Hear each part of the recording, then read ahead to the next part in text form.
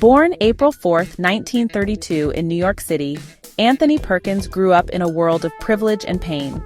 The son of actor Osgood Perkins, he lost his father to a heart attack at just 5 years old, a trauma that would haunt him throughout his life.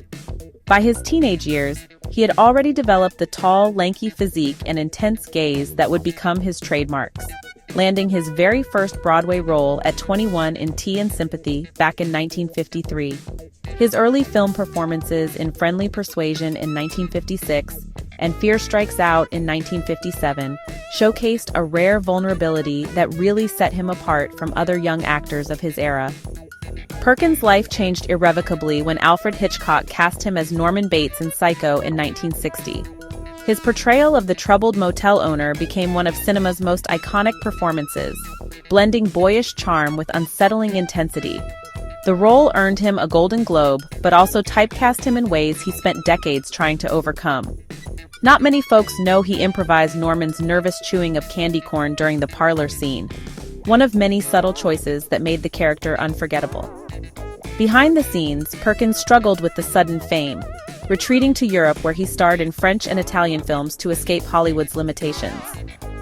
The 1960s revealed Perkins's remarkable range beyond horror. He delivered powerful performances in The Trial in 1962 under Orson Welles' direction and showcased his musical talents in The Matchmaker in 1958. His personal life remained carefully guarded, a necessity for a closeted gay man in conservative Hollywood.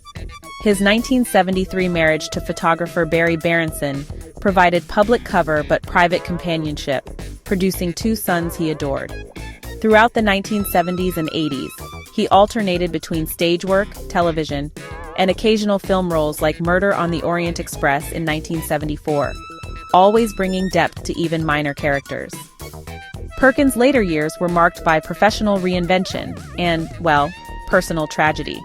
He directed 2 films, including the quirky horror comedy Psycho 3 back in 1986, and became a celebrated stage director.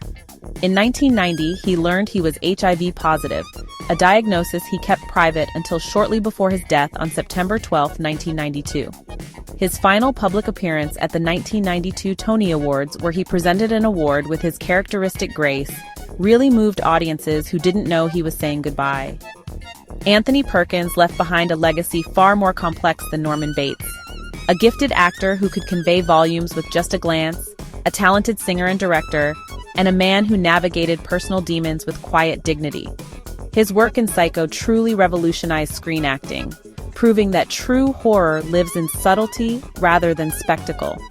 Today, he's remembered not just for one iconic role, but for the artistic courage he showed in constantly reinventing himself. If you appreciated this tribute to Anthony Perkins' remarkable life and career, please show your support by liking this video and subscribing to TIP, The Iconic People. We celebrate the artists who shaped entertainment history, and your engagement really helps us continue this mission. Which of Perkins' performances beyond Psycho do you think deserves more recognition? Share your thoughts in the comments below, and don't forget to hit the notification bell so you never miss our profiles of Hollywood's most fascinating figures.